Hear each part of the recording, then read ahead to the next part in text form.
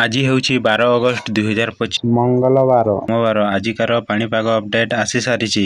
आज संध्या सुधा 28टी जिला को येलो वार्निंग दि जाइथिबा बेले 2टी जिला को ऑरेंज वार्निंग जारी कला पाणीपाग विभाग। एवं केउ जिल्ला रे प्रबल वर्षा एवं केउ जिला मानकरे मध्यम धारणा वर्षा जानिबा पाई आमर वीडियो को लास्ट पर्यंत देखंतु। 22 गोटी जिला को येलो वार्निंग दि जाइथिबा बेले मध्यम एही जिला मानकरे भल वर्षा हो पारे एवं 30 रु 40 किमी बेगरे पवन सहित 7 सेंटीमीटर रु 11 सेंटीमीटर वर्षा। जिला गुड़िक जानिबा पूर्व आम चैनल रे नुआ करी आसीथिले सब्सक्राइब करी वीडियो को लाइक करंतु।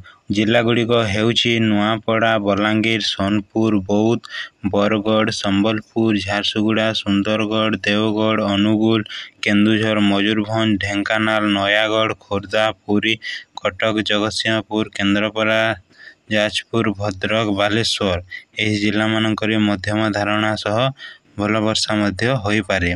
आउ 8टी जिला गुड़िक प्रबल वर्षा होई पारे। ए 8टी जिला गुड़िक रे 30 रु 40 किमी बेगरे पवन सहित 12 रु 20 सेंटीमीटर वर्षा।